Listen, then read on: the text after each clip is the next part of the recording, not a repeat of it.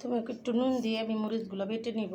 সাথে নিয়েছি রসুন, মাছটা সুন্দর করে রেখেছি, আমি পেঁয়াজটা আলাদা করেছি। আর এখানে সেই শাকগুলো, খারকুন পাতাগুলো আমি সম্পূর্ণটা বেটে ভর্তাটা করব, আপনাদের সাথে শেয়ার করব।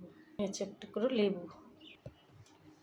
ভর্তা আপনি যেভাবেই বানান না কেন খেতে কিন্তু অসাধারণ। ভর্তা বললে সবার জিভে জল এসে যায়।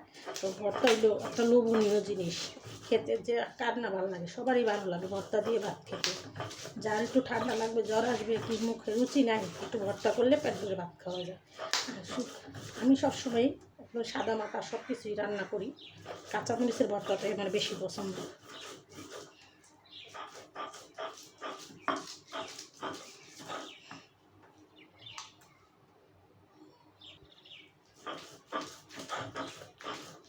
শাকগুলো একদম লকলকে কচি শাক, কালারটা দেখেন কত সুন্দর সবুজ হয়েছে।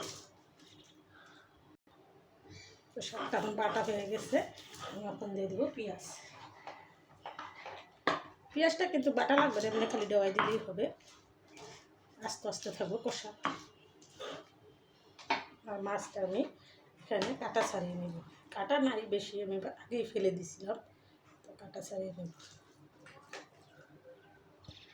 আমার কাটা ছাড়ানো হয়ে গেছে, এখন সুন্দর করে হাত দিয়ে মাখিয়ে দেব।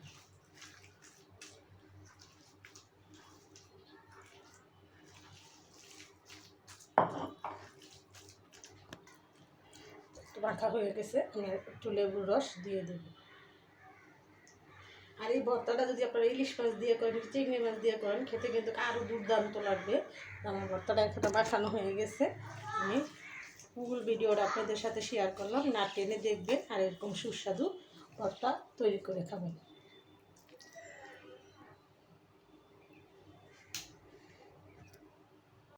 তো হয়ে গেল আমার খারকুন পাট শাকের ভর্তা। আর এটা কী করে বানালাম, কী কী উপকরণ দিয়ে, সম্পূর্ণ ওটা আপনাদের সাথে শেয়ার করলাম, না টেনে দেখবেন।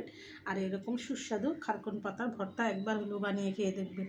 আর নতুন নতুন ভিডিও পেতে সাথেই থাকবেন। তো ভিডিওটা আর বড় না করে আমি এখানে রেখে দিলাম। আসসালামু আলাইকুম।